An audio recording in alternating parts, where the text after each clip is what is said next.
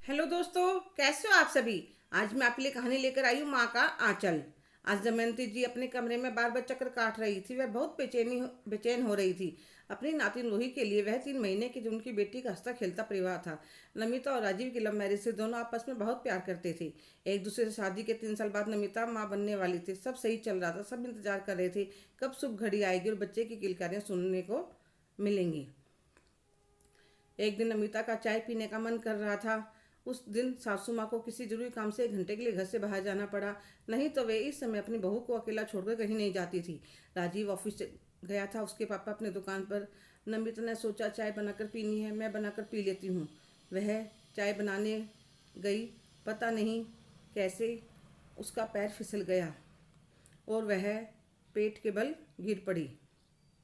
इतनी देर में उसकी सासू माँ दरवाज़ा खोलकर अंदर आ गई। वे एक चाबी अपने साथ लेकर गई थी कि बहू सो रही होगी तो उसे परेशान नहीं होना पड़ेगा। जैसे ही उन्होंने दरवाज़ा खोला, बहू के चिल्लाने की आवाज़ सुनी। वह दौड़कर अंदर भाग बहू को नीचे पड़ा देखकर जल्दी से राजीव के पास फ़ोन कर उसे उठाने की कोशिश करी। पर वह अकेली उठा नहीं पा रही थी। इतने में पड़ोस से आवाज़ सुनकर 1-2 पड़ोसन भी आ जाती हैं। सासू माँ उनकी मदद से जल्दी से बहू को लेकर अस्पताल पहुंच जाती है और राजीव को फ़ोन कर देती है। वह भी सीधा वहीं पहुंच जाता है।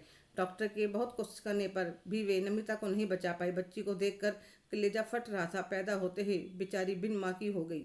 1 महीने तक मैं ही अपने होश में नहीं थी। बेटी के जाने का दुख मैं डूबी हुई थी। मेरे पति ने मुझे बहुत मुश्किल से संभाल रखा था।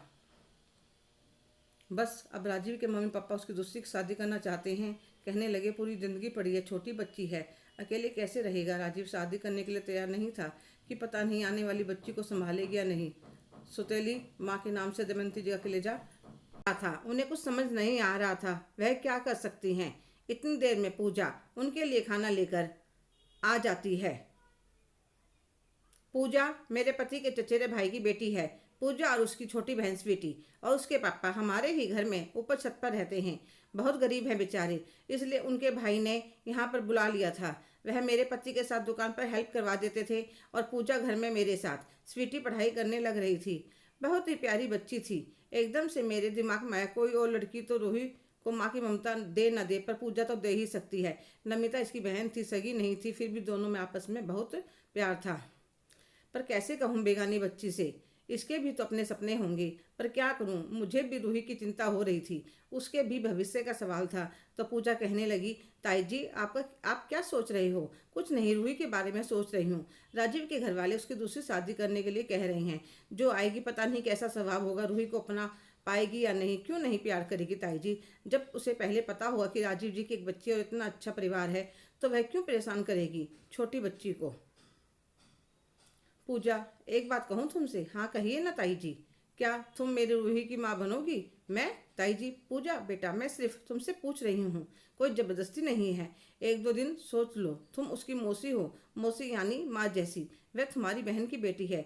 जो प्यार तुम दे सकती हो और कोई नहीं दे सकता, पर कोई ज़बरदस्ती नहीं है। 2-4 दिन सोच लो, समझ लो, जो तुम्हारा मन हो वही जवाब देना। पूजा वहाँ से चली जाती है। अगले दिन सुबह राजीव 1 हफ्ते के लिए रूही को दमयंती जी के पास छोड़ जाता है। मम्मी जी, मम्मी के बुखार हुआ है, कहीं रूही के भी ना हो जाए, इसलिए आप 2-4 दिन इसको संभाल लीजिए। और चला जाता है। इतनी देर में पूजा भी आ जाती है। अरे रूही, यहाँ पर राजीव की मम्मी के बुखार था इसलिए यहाँ पर छोड़ गया है। तो पूजा उसे गोद में लेकर खिलाने लगती है। तो रूही भी हंसने लगती है। 1 हफ्ते में पूजा को रूही से लगाव हो जाता है। पूजा अपने पापा से बात करती है तो वे कहते हैं, बेटा देखो, भैया भाभी के हमारे ऊपर बहुत एहसान है, फिर भी मैं यह बात कहूँगा कि कोई जोर जबरदस्ती नहीं है, जो तुम्हें ठीक लगे वही करना। पूजा शादी के लिए हाँ कर देते। सिंपल सा समारोह करके शादी हो जाती है। पूजा रूही की माँ तो बन जाती, पर राजीव उसे पत्नी का दर्जा नहीं दे पाता। पूजा ने अपना सारा ध्यान रूही पर लगा दिया था और सास ससुर का, घर की जिम्मेदारी सबका बहुत अच्छे से ध्यान रखती थी। रूही का पहला जन्मदिन था। पूजा बड़ी लगन से तैयारी में लगी थी। राजीव को उसकी माँ अपने पास बुलाती है और कहती है, बेटा देखो, पूजा ने तो अपना पूरा धर्म निभाया है, माँ का, बहू का, पत्नी का। अब तुम्हारी बारी है अपना फर्ज निभाने की। माँ, मैं भी उसके लिए कोई कमी नहीं रखी है, उसकी सब जरूरत का ध्यान रखता हूँ। बेटा, एक औरत को पति के प्यार की और उसके साथ की सबसे ज़्यादा ज़रूरत होती है। पर माँ, मैं नमिता से प्यार करता हूँ बेटा। संसार में रहकर संसार की सारी जिम्मेदारियाँ, सारे फर्ज पूरे करने पड़ते हैं। बाकी तुम समझदार हो। राजीव की माँ शाम को पूजा को एक बहुत ही सुंदर साड़ी और कुछ गहने देती है। तैयार होने के लिए जब वह पहनकर तैयार होकर आती है तो राजीव भी उसे देखता रह जाता है, क्योंकि उसने अभी तक उसे नज़र भरकर देखा नहीं था। जन्मदिन मनाने के बाद जब सब मेहमान चले जाते हैं, पूजा से कहती है, बेटी आज रूही को मैं अपने पास सुलाऊंगी, मेरा दिल कर रहा है। राजीव, तुम जाओ, थक गए होगे, अपने कमरे में जाकर आराम करो। पर माँ, रूही मेरे बिना नहीं सोएगी। सो जाएगी, मैं भी दादी हूँ इसकी। और वह रूही को लेकर अपने कमरे में चली जाती हैं।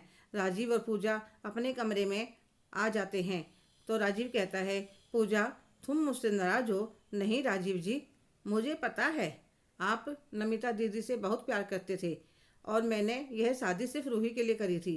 पर अब हम पति पत्नी हैं पूजा, और मैं तुम्हें दुनिया की सारी खुशियाँ सुख देना चाहता हूँ। तुम एक अच्छी पत्नी और माँ बन गई, पर मैं ही एक अच्छा पति नहीं बन पाया।